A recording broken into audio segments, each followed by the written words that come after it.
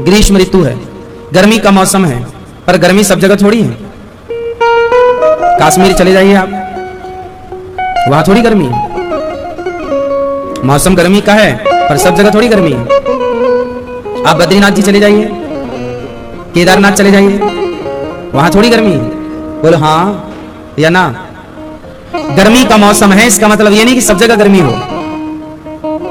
सर्दी का मौसम है, इसका मतलब ये नहीं कि सब जगह सर्दी हो। सर्दियों के मौसम में आप जगन्नाथ जी चले जाइए, वहां कोई सर्दी नहीं है। बोलो हाँ। तो उसी तरह कलयुग में सब जगह कलयुग है, ऐसा मानना सही नहीं है। कलयुग कहां है? गर्मी कहां है? सर्दी कहां है? किन राज्यों में गर्मी पड़ती है, सर्दियों में सर्दी पड़ती है? बहुत सारे राज्य हैं जहां गर्मियों में गर्मी नहीं पड़ती और सर्दियों में सर्दी नहीं पड़ती। बहुत सारी जगह ऐसी। उसी तरह कलयुग में कलयुग कहां है और कहां नहीं है। अब कलयुग में कलयुग कहां है? कलयुग में कलयुग 4 जगह पर है। जुआ, द्यूतम, जुआ, जहां जुआ होगा वहां कलयुग में कलयुग है। पानम, शराब में कलयुग है। चरित्रहीनता, चरित्रहीन स्त्री, चरित्रहीन पुरुष, पर स्त्री पर पुरुष में कलयुग है। और मांस, हिंसा, मांस का मतलब है हिंसा। आप काटोगे ना तो वो हिंसा है, हिंसा में कलयुग है। और सूना, बेईमानी से कमाया हुआ धन, बेईमानी से, भ्रष्टाचारी से कमाया हुआ पैसा गलत तरीके से, ये 5 जगह कलयुग होता है। द्यूतम, पानम, स्त्रिया, सूना और 5वां बेईमानी से कमाया हुआ धन। तो कलयुग में भी कलयुग यहां है। अब आप जुआ नहीं खेलते, आप शराब नहीं पीते, आप पराई स्त्री के चक्कर में नहीं है, आप हिंसा नहीं करते, मांस नहीं खाते, आप बेईमानी नहीं करते, तो कलयुग आपका बाल भी बांका नहीं कर सकता। कलयुग उन्हीं का बिगाड़ेगा जिनके अंदर ये 5 चीजें, ये 5 में 1, 5 में 1 होगी। अब आप बताओ कि आपके अंदर इन 5 में क्या है? 5 है या 1 भी नहीं है? आपके अंदर क्या है इन 5 में? जुआ खेलते हो, जुआ खेलते हो, शराब पीते हो और मांस बेईमानी करते हो, तो फिर कलयुग क्या करेगा? कलयुग सब जगह थोड़ी है, सब में थोड़ी है। कलयुग की एक स्थान है, आप इसी जगह रहोगे, उससे आगे नहीं। जैसे समुद्र अपनी मर्यादा में रहता है, हाँ या ना? नदी अपनी मर्यादा में रहती है, नदी मर्यादा तोड़ती है तो बाढ़ आ जाती है, गांव डूब जाते हैं, वो अक्सर मर्यादा में रहती है। उसी तरह कलयुग भी अपनी मर्यादा में। भाई 5 जगह है ना, कलयुग की 6वीं जगह कोई नहीं है। इसलिए समझदार पुरुष हो, समझदार स्त्री हो, इन 5 चीजों से बच के रहिए। इस कली काल में भी आप सुखी रहेंगे यदि जुआ नहीं खेलते। आज जुआ खेलते हैं बहुत लड़के, बहुत लोग। आज क्रिकेट का मतलब क्या है? आज क्रिकेट का मतलब क्या है? जुआ। क्रिकेट मतलब अब इसे IPL नहीं कहना चाहिए, जुआ कहना चाहिए। क्रिकेट मतलब, बोलो ये बात सही है या गलत है? आप बताओ। हम नहीं, सही है। आज क्रिकेट एक खेल नहीं रहा, क्रिकेट अब खेल नहीं रहा, क्रिकेट अब पूर्ण रूप से जुआ है। एक 5 घंटे के क्रिकेट में करोड़ों का जुआ लगता है पूरे भारत में, पूरे देश में, पूरी दुनिया में। करोड़ों का, हजारों करोड़ हम कहें तो अतिशयोक्ति नहीं है। इन 5 घंटों में कितने लड़के, कितने जवान बर्बाद हो चुके होते हैं। इन 5 घंटों में सारी कमाई लगा चुके होते हैं और कुछ नहीं। हर बॉल पर जुआ होता है, हाँ या ना? फिर हम तो क्रिकेट देखते नहीं हैं, पर समाज में जो हो रहा है वो सुनते हैं। आप जैसे किसी के मुंह से सुन लेते हैं। एक मैया आई अपने बेटे को लेकर, महाराज जी 1 करोड़ रुपए हार गया है, सारी जिंदगी की कमाई जो उसके बाप ने इकट्ठी की थी सब बर्बाद कर दिया। कहां? बोले क्रिकेट में। तब हमें पता चला कि करोड़ों बर्बाद हो सकते हैं। जुआ नाश कर देता है ये खोपड़ी में बैठ के कलयुग। जुआ, कौरवों ने जुआ ही तो खेला, पांडवों ने जुआ ही तो खेला, इसलिए तो 12 साल का वनवास हुआ। पांडवों को भी तो भोगना पड़ा। इसलिए जुआ नहीं, शराब नहीं। आप शराब पीते हैं भाई? आप कभी कभी, आप जी शराब पीते हो रोज कि कभी? शराब पीते हैं? हाँ या ना? ये शराब पीते हैं? नहीं, वो तो खुद कह रहे हैं पीते हैं। अच्छा, आपसे थोड़ी बताते हैं ना, क्यों क्यों पीते हो? कैसे भी मत पियो ना। शराब इतनी सी हो, जहर इतना सा हो या इतना सारा हो, जहर तो जहर है। कीचड़ चाहे इतना सा लगा हो कपड़ों में या इतना सारा लगा हो, कीचड़ तो कीचड़ ही है। बोलो हाँ। इसलिए शराब 5 महापाप होते हैं, उन 5 महापाप में एक शराब भी है। मैं भोपाल जेल के अंदर कथा सुनाने गया था, अभी आप लोगों ने सुनी होगी। वहां 4000 कैदी थे। 4000 कैदियों को हम कथा सुनाने गए थे। सारे कैदियों ने कथा सुनी, टीवी पर प्रसारण था। आप में से बहुत लोगों ने उस आयोजन को देखा होगा। भोपाल जेल के अंदर कथा थी, 4000 कैदी थे। मैंने लगभग सारे कैदियों से पूछा कि जेल क्यों आ गए, तो 99% कैदियों का कहना था, महाराज जी शराब पीकर आए हैं। शराब पीकर? क्यों? क्योंकि जितना भी क्राइम किया है उन्होंने, किसी ने बलात्कार किया, किसी ने बाप का मर्डर किया, किसी ने माँ का मर्डर किया, किसी ने पत्नी का मर्डर किया, किसी ने पड़ोसी का मर्डर किया, किसी ने कोई भी क्राइम किया, पर क्यों किया? बोले शराब पी रखी थी, उस नशे में हो गया, पता ही नहीं चला, गुस्सा आई और हो गया। कुल मिलाकर के 99% लोगों का कहना था कि हर क्राइम की जड़ शराब है। आप जितने जेलों में सर्वे कर लीजिए, मैंने तो कर लिया, इसलिए बोल रहा हूं, मेरे जीवन का अनुभव। मैंने 4000 कैदियों पर शोध किया, पूछा, डीप पे जाके बातें की, धरा पर उतर कर रूबरू होकर बातें की। दिन भर में उनसे बातें करता था, क्यों आ गए जेल, जड़ क्या थी मूल में? शराब के नशे में। नशे में था, बाप ने कुछ कह दिया, गुस्सा आ गई, जो हाथ में आया मार दिया, मारा ऐसे कि मर गया। मां को, बाप को। एक सबसे अलग घटना, उस जेल में एक व्यक्ति की अलग दास्तां थी। सारे कैदियों का तो सेम कुछ मर्डर था, किसी ने कुछ किया, कुछ किया, कुछ किया, कुछ किया, लेकिन एक व्यक्ति मुझे मिला जो सबसे हटके था, और वो जेल में था। जानते उसकी गलती क्या थी? भोपाल का एक व्यक्ति है, अभी भी जेल के अंदर है, मैं उससे मिला, उसने रो रो के अपनी बातें कही। देखो शराब कितनी गंदी, जो आप लोग कहते हो ना पानी है जी, पियेंगे निकल जाएगा। हमारे ऋषि मुनियों ने इसलिए थोड़ी से शराब को मना किया है। जेल में गए व्यक्ति से पूछ कर देखना कि क्यों भाई शराब पिए कि ना पिए, वो मना करेगा, अपना भला चाहते हो मत पीना। अच्छी होती तो हम भी ना पीने लग जाते हैं, ये सारे साधु संत भी ना पीते थोड़ी बहुत, भाई अच्छी होती तो सब पीते ना, मिलजुल के पीते, पर कुछ तो गड़बड़ है तब ना मना किया जा रहा है। क्यों जी? दूध पीने को तो मना नहीं कर रहा है कोई, लस्सी पीने को तो मना नहीं कर रहा है कोई, जूस पीने को तो मना नहीं कर रहा है कोई, शराब पीने को मना कर रहा है, मतलब कुछ गड़बड़ है इसलिए मना किया जा रहा है। क्यों जी? सही है। एक आदमी भोपाल का था, वो शराब पी के आया, सर्दियों का मौसम था, लगभग नवंबर दिसंबर का टाइम था, और बहुत सर्दी थी उस समय, बहुत पुरानी 12-14 साल पुरानी उसने घटना बताई। वो जेल क्यों आया उसका पूरा मैंने पूछा। उसने बोला महाराज जी मैं शराब पी के आया, घर पे आया और बिस्तर पर लेट गया। तभी उसी दिन शाम को मेरी पत्नी का कोई फॉर्म भरा था उसने, तो उसका परिणाम आया, रिजल्ट आया। तो मेरी पत्नी ने मेरे से कहा कि सुनो जी मेरा रिजल्ट आया, जरा देखो कि मैं पास हुई, कितने नंबर आए, फेल हुई कि पास हुई, थोड़ा देख के बताओ, कंप्यूटर में थोड़ा देख लो, आप पासवर्ड बताओ कंप्यूटर का क्या है, आप देख दो जरा।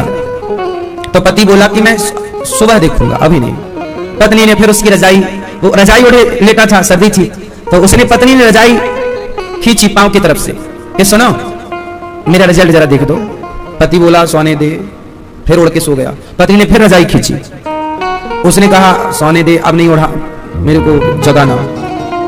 वो नशे में था, बेचारी पत्नी भोली, उसको लगा मेरा पति है, जल्दी देख दो ना हमारा परिणाम आया, अभी आप सो जाना। अच्छा एक काम करो, ये रहा लैपटॉप, जरा इसका पासवर्ड ही टाइप कर दो, खोल दो, हम ही देख ले रहे हैं। लिए खड़ी लैपटॉप, पति की उसने फिर रजाई खींची, तो पति ने उसका हाथ पकड़ा, उसी बिस्तर पर लिटाया और उसके गले को दबाया, क्योंकि नशे में था। गले को दबाया तो इतने जोर से दबाया कि श्वास नली टूट गई। ऑन द स्पॉट तुरंत उसकी पत्नी मर गई।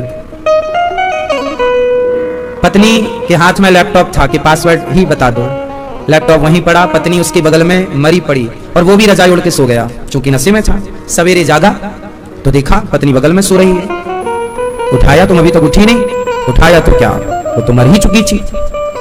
अब वो मेरे से बताते बताते रो पड़ा, बोले महाराज जी मैंने इतने जोर से गला नहीं दबाया था कि वो मर जाए। मैंने कहा तुम नशे में थे, तुम्हें पता थोड़ी था कि तुम कितने जोर से दबा रहे हो, बिना दबाए थोड़ी श्वास नली टूटेगी। इतने जोर के दबाया कि तुरंत उसकी पत्नी को कुछ समय नहीं मिला, ऐसे कैसे गला दबाया होगा, मर गई बेचारी, मर गई। उसके मर्डर के केस में वो उम्र कैद की सजा भोग रहा है भोपाल जेल के अंदर। अब बताओ जड़ क्या है, कारण क्या था, जोर से क्या था, शराब। एक हंसते खेलते परिवार में आग लगा दी। उस पत्नी की क्या गलती थी, वो तो खुशी से बोल रही थी कि हम तो देखो पास हो गए कि नहीं, देखो जरा परिणाम देखो। शराब जो आप लोग कहते हैं ना जी हम पीते थोड़ी हैं, कभी कभी शराब अच्छी होती तो हम भी ना कभी कभी पीते। शराब अच्छी है तो अपने बेटे को भी कभी कभी क्यों नहीं पिलाते, शराब अच्छी है तो अपनी पत्नी को भी कभी नहीं पिलाते, अपनी बेटी को भी कभी कभी क्यों नहीं पिलाते। अच्छी है तो पिलाओ ना सबको, अच्छी नहीं है इसलिए आपको नहीं पीनी चाहिए, है तो शराब। पता नहीं है शराब, अब देखो कलयुग होता है शराब में, अब वो कलयुग कब क्या निमित्त बना के काम कर दे, कब वो अपना खेल कर जाए, इसलिए हर बुराई से बचने का है। हर फसाद की जड़ शराब है। 5 महापाप होते हैं। पहला महापाप गौ हत्या, बोलो पहला महापाप गौ हत्या। दूसरा महापाप शराब। तीसरा महापाप स्वर्ण की चोरी, सोना चुराना, किसी के घर में चोरी करना, यह महापाप। कि आदमी ने बेटी के विवाह के लिए कुछ बचा के रखा और आपने चुरा लिया। शादियों में कई बार ना रिश्तेदार सोना, कुछ लोग शादियों में जाते हैं, मौका मिल जाए तो गहना चुरा लेते हैं। अब किसने चुराया है तो भगवान जाने, पर चुराया तो उन्हीं में से किसी ने था ना, हाँ या ना। अक्सर शादियों में चोरियां हो जाती हैं, गहना चोरी हो जाता है, किसी ने हार चुरा लिया, किसी ने झुमका चुरा लिया। अब बेचारी उस माँ ने, उस बाप ने अपनी बेटी के लिए कैसे कैसे हार बनवाया होता है और आपने चुरा लिया, तो वो महापाप है। गौ हत्या और ब्राह्मण हत्या करने का जो महापाप है, वही महापाप स्वर्ण की चोरी करने का, वही महापाप शराब पीने का। शराब को गौ हत्या और ब्राह्मण हत्या, गौ हत्या ब्राह्मण हत्या, स्वर्ण की चोरी और शराब, और गुरु पत्नी पर कुदृष्टि, गुरु पत्नी, गुरु पर गलत नजर, जिसने गुरु को काम भाव से देखा या गुरु की पत्नी को किसी पुरुष ने काम भाव से देखा, किसी शिष्य ने अपनी गुरु माता को, अपने गुरु को काम भाव से किसी ने देखा, तो वो ब्रह्म हत्या, मतलब वो महापाप है। और इन 5 के संचारों के संग, शराब पीने वाले के साथ, गौ हत्या करने वाले के साथ, स्वर्ण की चोरी करने वाले के साथ, गुरु पत्नी और गुरु पर कुदृष्टि डालने वाले के साथ जो बैठता उठता है, जो उनके साथ यारी दोस्ती रखता है, वो 5वां भी महापापी है। ये 5 महापाप है। तो शराब को महापाप में गिना जाता है। शराब का स्पर्श भी पाप है, पीना तो छोड़ो, हाँ या ना। तो आज से नहीं पीने का। द्यूतम पानम स्त्रियः, पराई औरत पराया पुरुष कलयुग के स्थान है। रावण जैसों का नाश हो गया, बच के रहना रे बाबा, पराई नारी पराई पुरुष। मांस नहीं, मांस आप लोग खाते नहीं है, वैसे नहीं ही खाना चाहिए, मांस नहीं खाना। अपने स्वाद के लिए किसी की हत्या नहीं करनी चाहिए। राजा परीक्षित ने कहा गुरुदेव मुझे 7 दिन में मरना है, बताओ मैं क्या करूं। सुखदेव भगवान ने कहा वरीयाने सते प्रश्न क्रतो लोकहितं नृप आत्मवित् सम्मतः पुंसां श्रोतव्यादिषु यः परः निद्रया ह्रियते नक्तं व्यवायेन च भावयः दिवाचार्थे हया राजन् कुटुंब भरणेन वा। ज्यादा से ज्यादा भगवत चिंतन कीजिए, अच्छे काम कीजिए, बुरे काम से बचिए, नींद को त्यागिए। किसको त्यागना चाहिए? बेवजह का सोना भी बुरा है। सोना मीन्स स्लीप, नींद। बेवजह का सोना, सोइए 7 घंटे 8 घंटे की नींद बहुत। अब 8 घंटे की नींद आपने रात को अलग ले ली और दिन में अलग सो रहे हैं, ये गलत है। जो व्यक्ति सोएगा वो अपने लक्ष्य तक कैसे पहुंचेगा? इसलिए जागो, उठ जाग मुसाफिर भोर भई, अब रैन कहां तू सोवत है, जो सोवत है वो खोवत है, जो जागत है वो पावत है। इसलिए जागना है, सोना नहीं। रात है सोने के लिए, दिन है जागने के लिए। साधु लोग तो रात को भी जागकर भगवत चिंतन करते हैं। जब सारी दुनिया सोती है तो संत जागकर ईश्वर का ध्यान करते हैं। आज का समाज सो रहा है। आप लोग सो रहे हैं कि जाग रहे हैं? बोलो, जागा हुआ किसे कहेंगे? मैया बताओ, आप सो रही हो कि जाग रही हो? सो रही हो तो कब जागोगी? ये बताएंगे मैया गुलाबी मैया, जाग रही हो आप कि सो रही हो? भागवत सुन रही हो आप, जाग रही हो? मैया